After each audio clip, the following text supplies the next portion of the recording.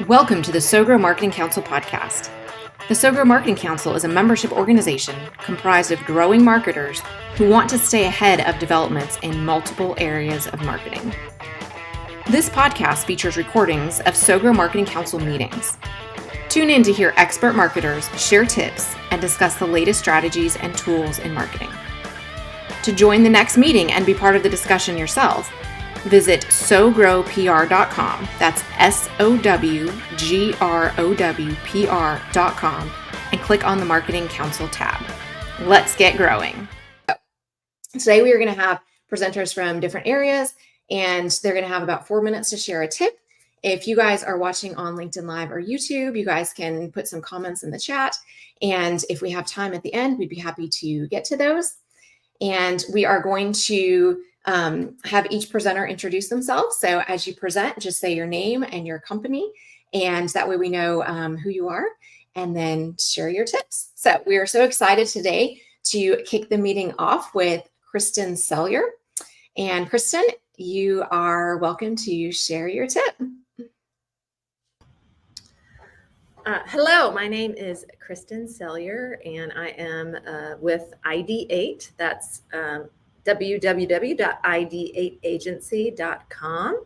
And today I'm going to talk about uniformity. So specifically, I'm going to talk about branding when it comes to how you can build your brand.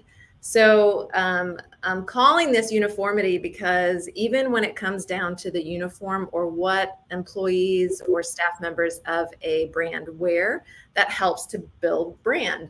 And you can do that through color. That's one way to do it. If you think of your trips to Home Depot, they're building brand equity through the orange aprons that their employees are wearing. You can also do it through color combinations, and different colors and color combinations create an emotional response. This particular color chart shows the emotions and feelings that people can have through color combinations. So for example, black, white, and red can evoke anger, and that may not be the proper color palette for a uniform for a company that does daycare, children's daycare. So it's important to consider strongly the colors and the color combinations that a brand is using when they're deciding on the uniform for their employees. And here's an example of consistency in colors. This company, Reflective Apparel, they are utilizing this neon color for their brand materials, and you can see that across the board. Their brand looks very consistent because they're using the same color in type or in the uniform or in apparel tags. This company, Spectra, again, is using consistency through brand, and they're doing this through color as well. So they've selected a set of colors: red, silver, black, and white, and they use them consistently, whether it's a t-shirt, murals on the wall, promotions, or mailing. They're using those consistent color palettes. And that's the tip today. To build brand equity, it's important to focus on being uniform and consistent, even in the colors of the clothing that employees wear. Thank you, Kriston. So we have a minute or two for discussion. So if you guys have questions for Kriston, feel free to ask.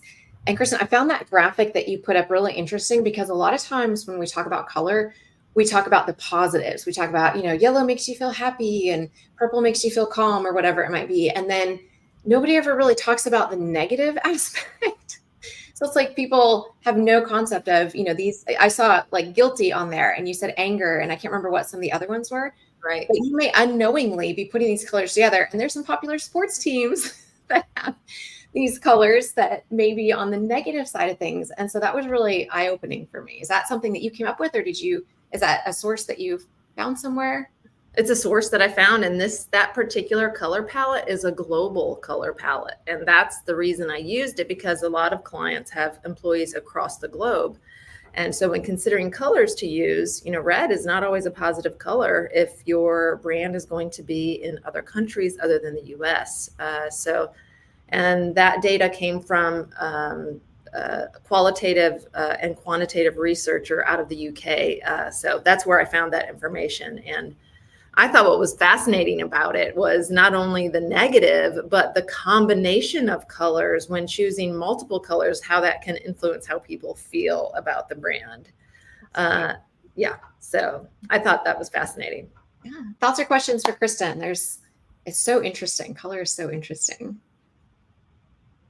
That's interesting about the international aspect. I mean, you don't always think about that, but I mean, obviously you do, but you know, like regular businesses may not be thinking about how, you know, a certain combination might be perceived in, you know, around the world.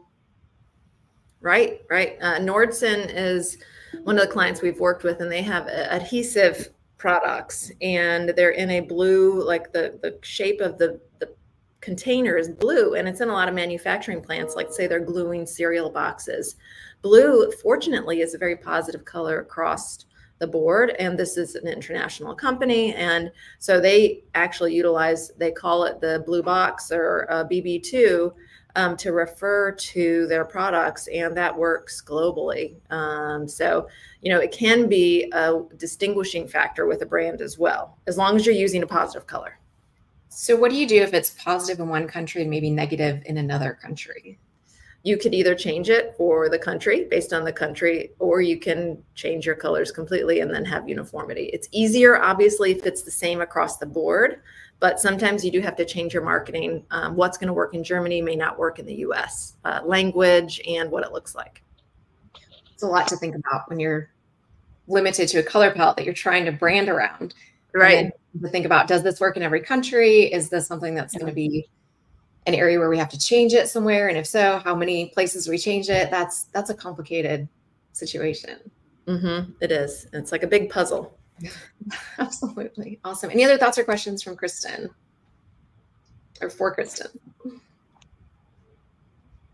I think I've heard before too, it's important not to pick like shades that are too, you know, like you need to stay kind of in these shades that'll be easy to reproduce, and like you don't want to go off to strange colors too much, or use too many. Slack did a redesign, and when they started, I think they had 11 colors, and so it was incredibly hard to reproduce accurately.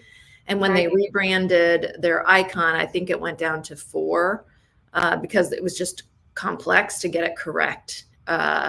So you're right. Blue is actually a really hard color to reproduce consistently across the board because it can skew purple, it can skew magenta, it can skew green. There's a lot of different directions it can go in. And so it's important to set up that blue, if you're going to use blue, that you have color codes, hex colors, RGB colors, CMYK colors, so that you can maintain consistency however it's produced.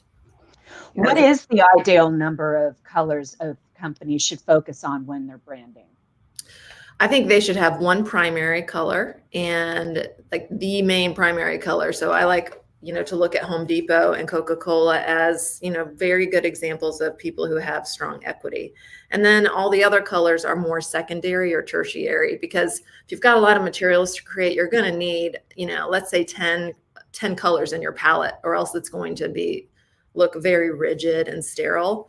So adding some of that color allows you to be more flexible. But I say one primary, and then you may have 2 to 3 colors in your logo set, and then you can expand upon that for your other marketing materials. That's awesome. We appreciate it. It's always so interesting. I find color so fascinating. It's such a fun topic. So Sherry, would you like to introduce yourself and share your tip today? Sure. My name is Sherry Wheat. My company is TeleSales. We have been on the phones for 25 years for small businesses that would never go to a call center, but they need a seasoned salesperson talking to prospects, following up with trade show, digital marketing leads, on the phones talking. And we know that many people don't like to do what we do. That's why we've done it for 25 years. But there's a skill to it, there's an art to it, and there's a mindset to it. And in this day and age, when so many businesses are using social media as their way of touching base with their market, or YouTube or LinkedIn, it doesn't necessarily differentiate you from the crowds. So I get hundreds of emails every day, and nobody, for the most part, calls me. They expect me to go through all of their emails and call them. And that just doesn't happen. So we find that getting on the phones and talking to prospects, talking to strategic alliances, following up on trade show leads, following up on inbound digital leads is something that separates from you from the crowd. And in this day and age, that's very important to do. I want to talk about the importance of talking to strategic alliances. And I want to do this. I hate talking about myself, but I'm going to do it today. We're in the process of actually developing packages to help people do what we do so that they can set up their own system and strategies to follow up and to cold call and to follow up on emails and et cetera.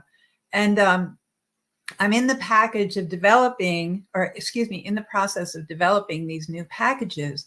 And I called on one of my strategic alliances is a software company out of Denmark that we've used for 8 years that track all of the dialing that we do.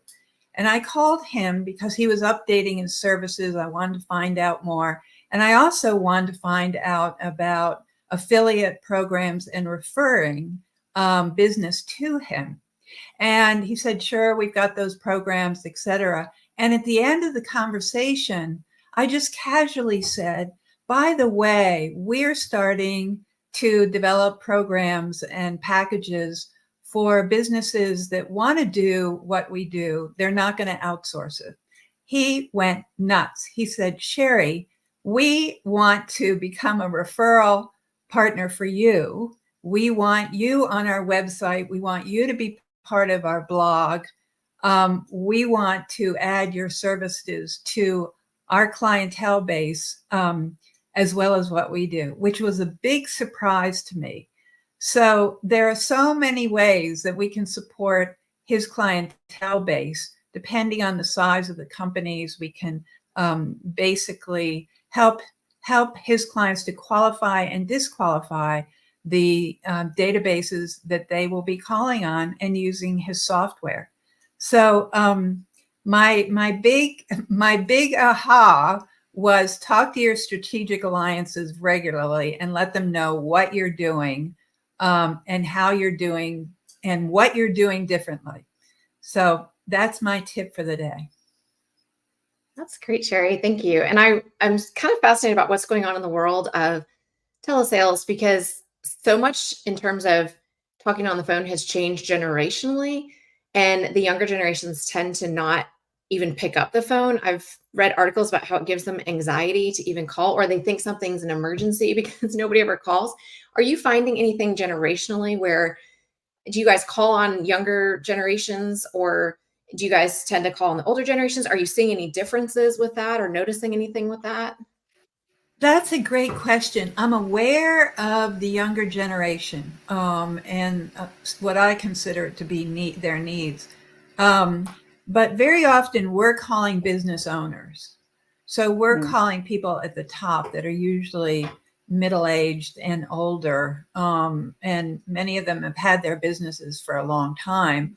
Or we could be talking to sales division managers in bigger companies. So usually these people have been there for a longer time and they're older.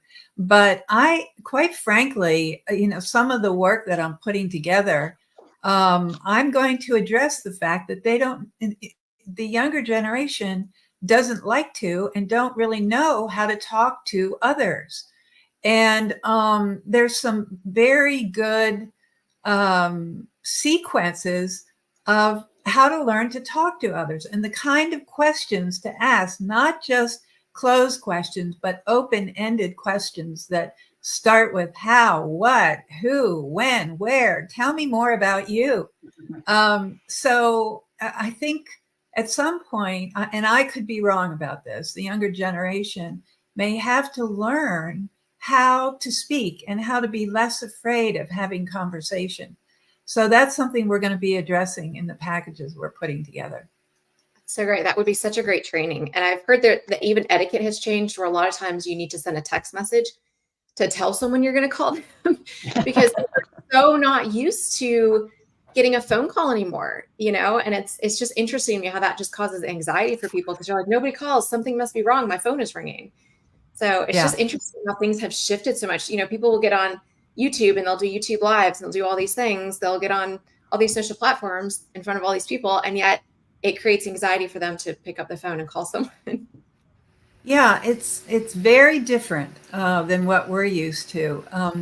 But I think that at some point they're going to have to learn those skills, and I want to make it fun and easy for them. So, right. Out because nobody's used to it now. The younger generation's not used to it, so you can stand out. Exactly right. One strategy that we do use a lot is we will leave voicemails referring to an email that we just sent or an email we're about to send. And then in that email, we'll provide valuable free information to the prospects that we're touching. So yeah, we use that, and we do get responses back from that. And it could be months later because they save the email, they've got a need, and so they'll come back to us when it's time for them to kick in. That's a great strategy. That's awesome. Very good. Any other thoughts or questions for Sherry? Sherry, what's the name of your company? How do we get a hold of you if we'd like to hire you? Yeah, the name of the company is TeleSales. I'm in Asheville, North Carolina, but the business was started in Atlanta. My email is Sherry, SHERRY, at telesalesatlanta.com. And you can call me directly, 404-915-9264. And she'll answer her phone and not just let it go to voicemail, and you'll talk to her. Unless it says potential spam, and then I'll let it go. But I'll return the call if there's a voicemail. That's so great. Awesome. Very good. Thank you, Sherry. Stephanie, would you like to share your tip and introduce your name and your company? Absolutely. Thank you. Good morning, everyone. I am Stephanie Gustafson, and my company is Digital RevGen. I write the sales story that helps small businesses sell more of their services. So that includes website copy, lead generating documents, and email campaigns, both emails that warm audience up and then nurtures them throughout your sales cycle and turning them from prospects into paying customers and hopefully repeat paying customers. And actually, that's what I'm going to talk about today, because I'm particularly passionate about the email work, which is kind of a good piggyback to what Sherry was talking about, because email is, if you do any research on digital marketing and what has the highest ROI, email is number one at 3,600%. So for every $1 spent, you make $36 back. And it's one of the biggest battles because you open your email box multiple times a day and it's filled with lots of emails. So how do you get your emails open and read to ultimately drive sales? So that's what I'm going to talk about today. The 5 tips for creating emails that your audience will want to read. First of all, send emails that talk about your customer, not you.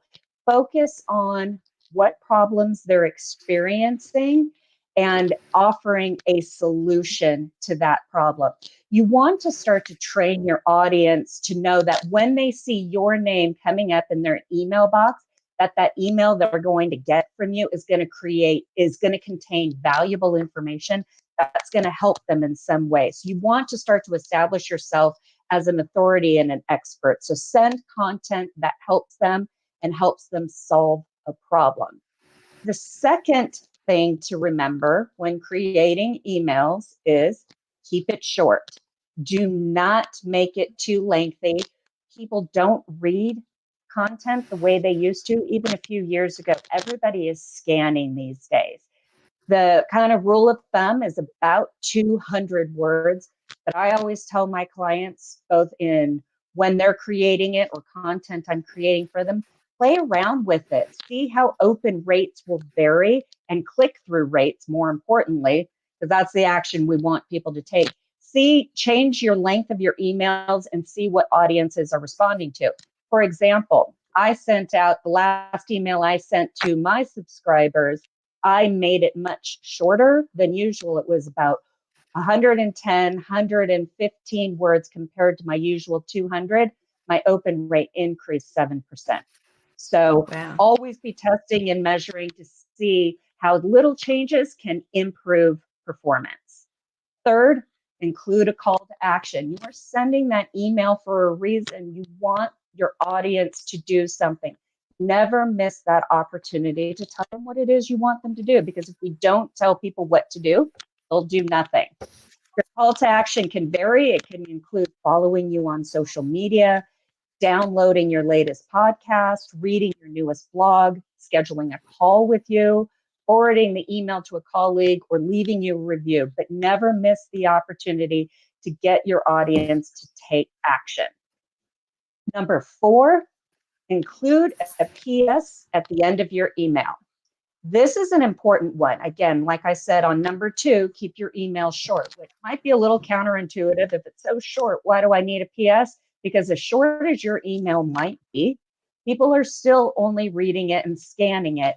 A lot of people just jump to the bottom and look at that PS and look and read what that says. So test and measure, including a PS at the bottom of your emails. I had a client who was unsure if the PS was needed in their email. So in a 5 email sequence, we alternated back and forth, including a PS and not including the PS. When we included a PS, our click-through rate increased 70%. Don't forget the PS. And last, it's all about the subject line. Your email may contain the best, most valuable information, but if nobody opens it, then it kind of doesn't help anybody. 30 to 40% of users determine whether they're going to open an email based on the subject line alone.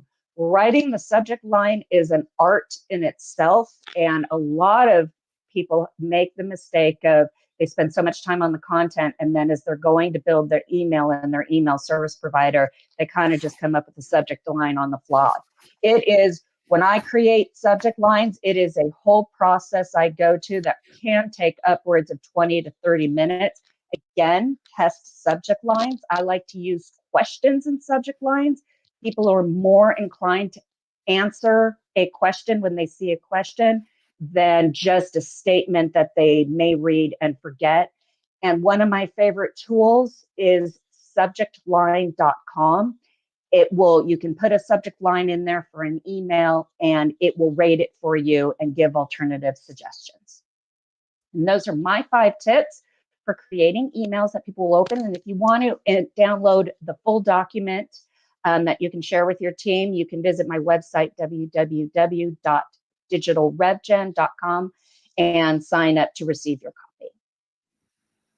That's great, Stephanie. So I'm curious, in terms of the PS, do you do it in every email, or do you do it just occasionally, or alternate to make sure people don't get to where they just, see it so much that they don't use it? Or do you find it works every time? What I always say is test and measure, see what works for your audience, because what will work for one audience won't work for another. The experts do say always use a PS, but I do like to test and measure in an email, and to embed a call to action link in your PS line and then see which CTA button is the one that people are clicking. And that will help answer your question. Is my audience responding to it, or is it not really being of value? That's great. Thoughts and questions for Stephanie. Email touches all parts of marketing. I feel like it's one of those things as marketers, we all need to know about email. What are some weak call to actions and strong call to actions? I'd just be curious of some examples. Yeah, so a weak call to action is anything that is vague, is not clear and direct. A lot of businesses I find try and do it in their brand voice and kind of make it cutesy and clever. That is not the place you want to be cute and clever. You want to be direct. Schedule a call, book a meeting, buy now. Call to actions that let's chat, learn more. Those are a little less vague. And you really want to be as direct as possible in making it very clear. And I would like to add to that point, in an email, list your call to action link multiple times, but just one call to action. Don't have multiple. I sometimes see client emails, whether on their website's homepage or on their emails, well, they'll have as many as 4 or 5 different call to actions. It's too many. You know, if we don't tell people what to do, they won't do anything. And if we tell them multiple things, they get confused and will also do nothing. So one call to action, learn more, book a meeting, schedule a call, buy now. That's great, Stephanie. Some thoughts and questions for Stephanie. Anything else? That all just rang so true. I mean, both in, the email marketing that we do and also in the emails that I enjoy in my inbox when I get the long blog style type emails from some people that still send that, businesses, mostly, well, anyway, I won't out any people, but I'm usually like, why? No one, this is too much. And then I actually today saw a really cute one with the PS, and it was like link, topic, PS, and it was very useful. And I naturally went to those, those little pointers as like, okay, that's going to give me the information that I need. And Stephanie, I was curious because you talked about short emails, have you tested or seen any results with doing really, really minimal text and then linking to a video and having people click out to video to get the information that way? Or are you finding that's not effective? Again, it is really going to depend on your ideal client and who you're targeting and what the content is of the video, right? And what that particular message. I'm a big believer, always be testing and measuring, because even what worked 3 months ago may not work now. And I have a client of mine who he likes to always do videos. He is almost exclusively doing videos, and his clients like it because he has such a strong presence.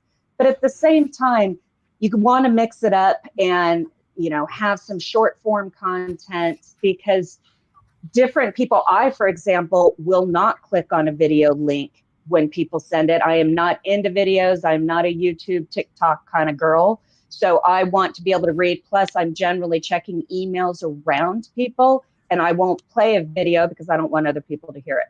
So you really need to keep those types of things in mind and what it is you're delivering. In Kriston's space, which is very visual, a video might make a lot of sense. I work with a lot of interior designers where video would make a lot of sense. But if you're trying to explain something or list steps, written content might be easier. That's helpful, Stephanie. Thank you. Love it. Sarah, would you like to present your tip today? Yes, absolutely.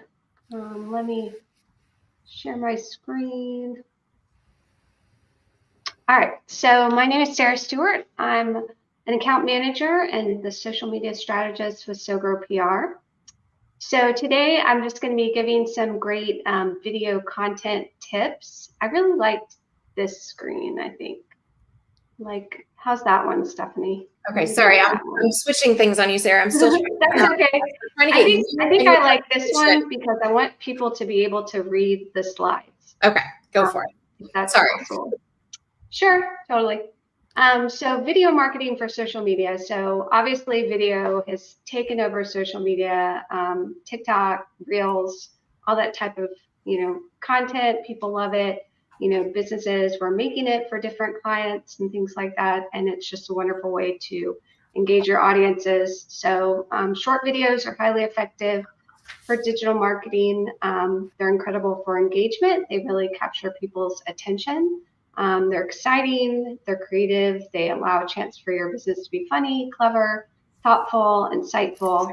They're wonderful for storytelling and humanizing your brand, which really can differentiate you among your competitors. They're versatile. They can be great for B2B, B2C, influencers, nonprofits, pretty much anyone can make a video, and it can be useful for sharing their message. So shareability, also, it's already digital, it's already on the platform. It's really easy to send that to friends, share it with their feed, even share across platforms, share in chats, all that type of thing, which makes it more likely to be viral and get higher engagement and higher reach. Conversion rates, you're building loyal fans. People are more likely to follow you if you are sharing, content and videos like that they think is really interesting. If they're following you, they're going to be seeing you more often, and they're going to be more inspired to take action and make a decision about your business. Building trust and credibility. So, videos is a great way people will interact with your brand longer. They'll see your brand in more environments. And there's a psychology principle that proximity builds liking. And the more that you're exposed to something, the more that you're going to be comfortable with it, and it's going to gain credibility with your customers. So that can lead to action. Some quick stats about video marketing. Videos are shared 12 times more than text and images combined. Adding video on a website landing page can increase conversion rates by 18%. Could be even higher. 98% of viewers watch videos explaining a product or service today when they're doing research and trying to decide and narrow down on the market, which provider they want to go with. Marketers land 66% more qualified leads through video marketing. 62% of search results in Google include videos. So the videos that you put out there on your website, those are going to go on, in perpetuity.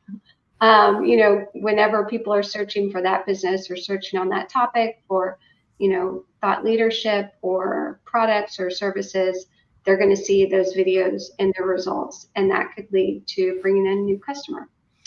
84% of people have bought a product after watching a video. So it's a great way to demonstrate the usefulness of your product, the services in the business.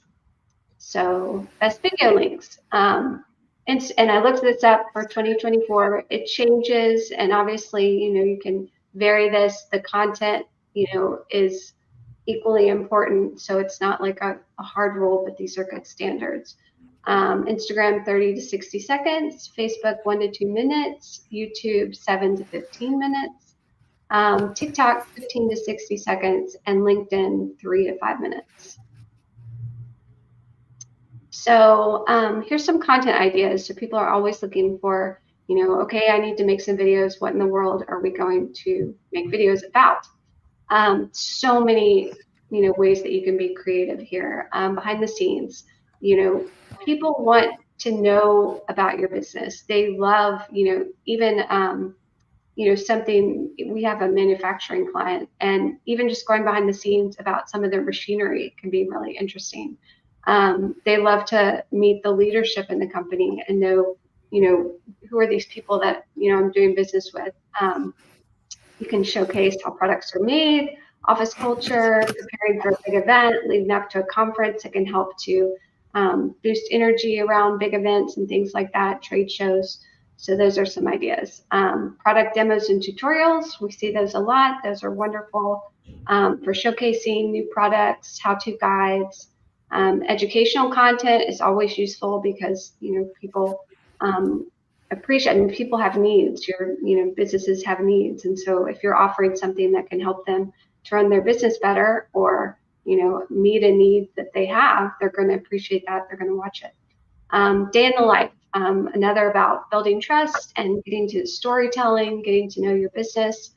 Call an employee or a team for a day, show sort of what it's like in the business. That could be really interesting. Q&A sessions, hosting live recorded Q&A sessions where you take customer questions about your business or your products or services or industry topics. Brand history and evolution, tell the story of how the brand came to be, major milestones, how it evolved. This could be a really interesting way to make your brand more human and connect it to the culture or your customers. Webinars like this one.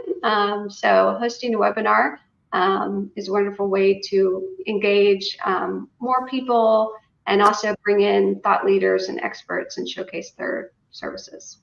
Product launches, create a series leading up to a product launch, have sneak peeks, really build that momentum, get people excited. There was another customer that's a B2C, and they were getting ready to reopen their business after being closed. And we trickled out on social media, opening soon, opening soon, opening soon. And, that really can build that energy where people are waiting for that big reveal and you get, more excitement. Industry news, run down what's going on in the industry, talk about, major trends. That's always important, especially with the economy, way things are going. People sometimes can, be nervous and they want to know. Another client we have in real estate recently with the changes in commissions, there's been a lot of questions about how that's going to impact home prices and how that's going to impact the home buying process. So, covering those important topics can be really helpful and useful. It also builds trust with the person sharing it. So that's important.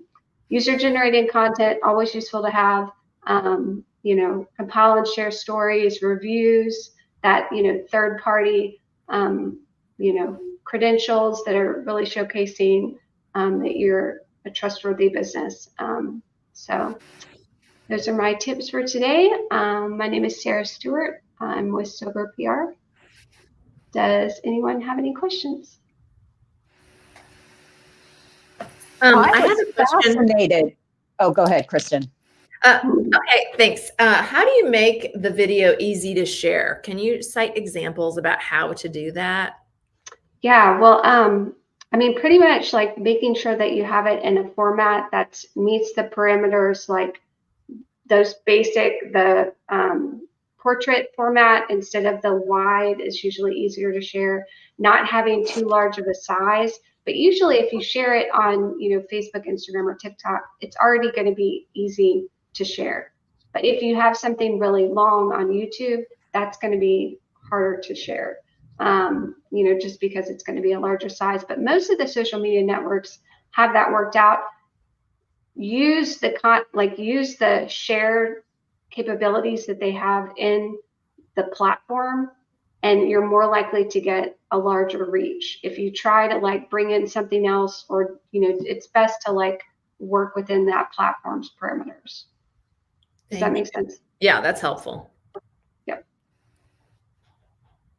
Sarah, I was surprised by the wide varying of lengths of videos on the different platforms. So does that mean, for example, YouTube was 7+ minutes versus TikTok of 15 to 30 seconds? So does that mean products that require more explanation or demonstration really shouldn't be included on TikTok and they should really focus on YouTube? Or what is dictating what goes where based on video lengths? Right. I think you can put a product on any platform, but you just want to know on that platform that typically those links are, what are getting the most reaction from people.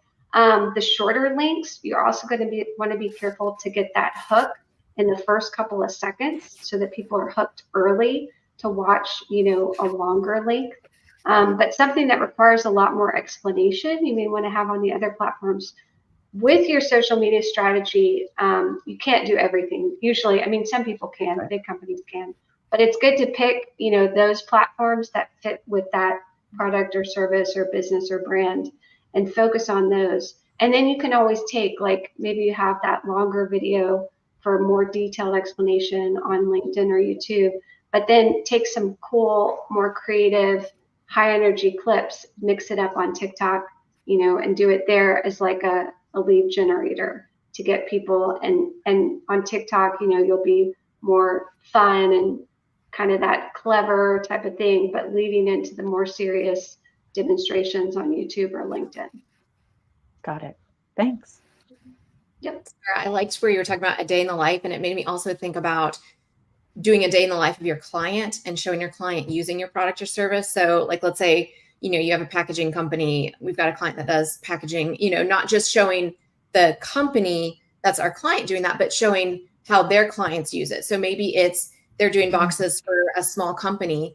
And so you go into their company and you talk about how they package their products and how they ship them out and how they're growing their business. And you also leverage their audience now, because now your client's client is now going to want to share that. And now there's going to be a potential to get in front of an audience of like businesses that may also need that product and service. So it can really expand your reach to be able to, go to that next level as well. Yep. Great. Yep. And I mean, there's another little tip I have at the end of all these tips is use, I'm regularly using AI in my creative process now.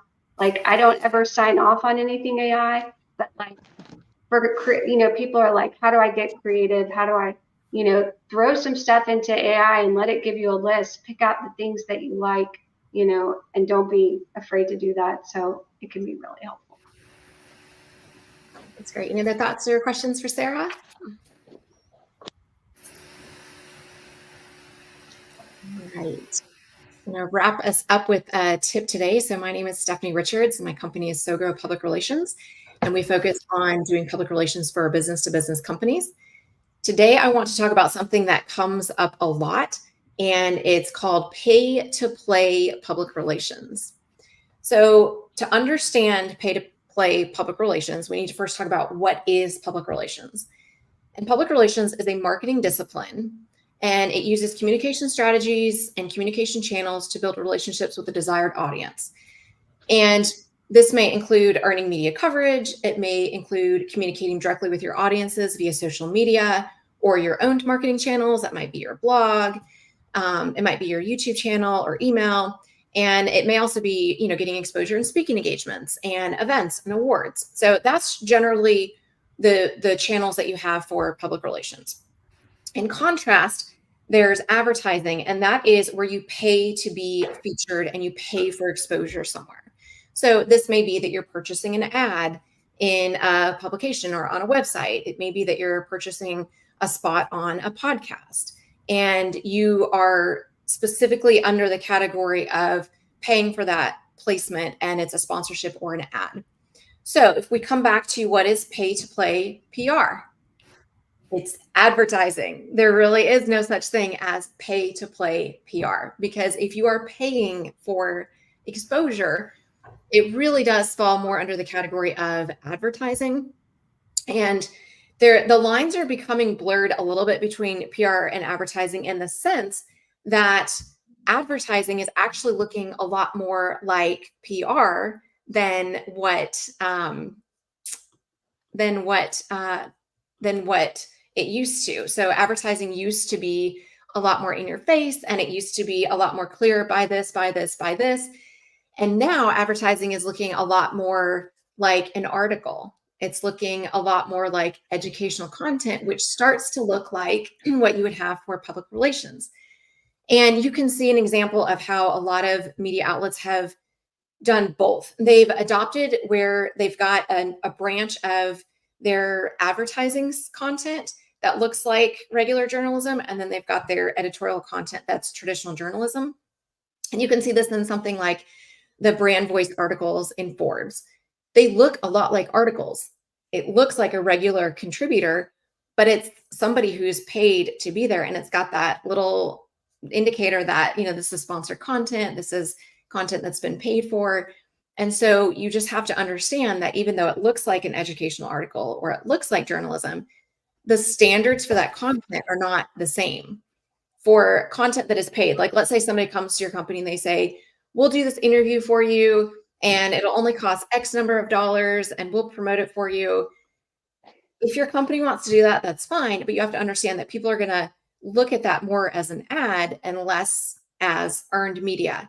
And it doesn't have that third-party credibility where an editor has covered content or a producer has covered content based on journalistic principles and not because they're being paid. So they're very different. You have public relations and you have advertising. Public relations is earned media. It's different where you're not paying for the placement, and advertising, you're paying for the placement.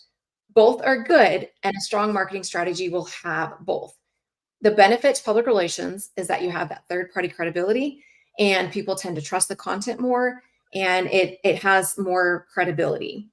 when it comes to the advertising content, there are still benefits because you completely control the message and you control the frequency and you control the consistency.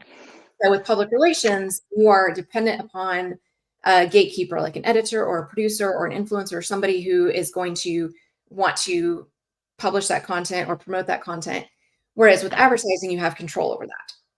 And influencers are also an interesting part of this because if it's an unpaid influencer, that has more weight than, let's say, an influencer who has been paid, and people know that. So both are good and they have their place, but it's important to not say, okay, we're doing pay to play PR, we're paying to get this posted here. You just have to understand that it's not going to have the same weight as traditional earned spots where people understand, like, this has been approved by an editor or a producer, and it tends to have more credibility and more weight. So both are good, but you just have to know what you're getting into. Thoughts or questions about pay to play PR? I guess when it comes to influencers, I think that's is sometimes a little more blurry in regards to how do I know if they've been compensated or if this is truly just them talking about a particular product or service. I don't know if it's as easy to tell, or are there telltale signs? It's gotten a lot better because there are now guidelines where if you are being paid for something, social media platforms and platforms like YouTube will require for you to disclose that. So a lot of times you'll see a paid placement. It's usually a little icon that says paid placement. And if you violate those guidelines, you can get kicked off of these platforms. And they're actually pretty strict about it. So that is helpful. I think what's disappearing is a lot of the influencers who are not paid. I think that's a lot harder to find out. And it used to be somebody would just have a platform and, they would recommend a certain product or, hey, I read this book or whatever it might be.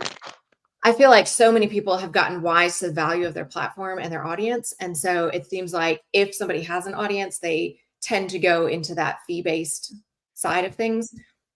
And, a lot of times you'll even see on somebody's website, they'll have a media kit if it's an influencer, and they'll have, pricing and things that's available. So it's getting easier to tell for sure. Okay. Good to know. Thanks. Yeah, absolutely. Wonderful. Well, thank you all so much for joining us today. Your tips were great. The discussion was great. I always learn so much from you guys. So please join us for our next SowGrow Marketing Council meeting. We meet the third Tuesday of every month, and it's at 10 a.m. Eastern.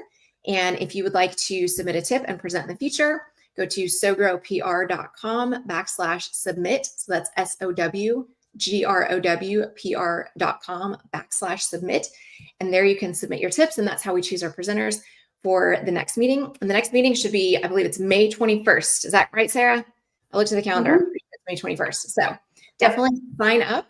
And we appreciate you guys coming today. And we will see everybody next time. Bye. Thank you. Thank you so much. Thank you for listening to the SowGrow Marketing Council podcast. Want to be part of our next meeting? Visit SowGrowPR.com.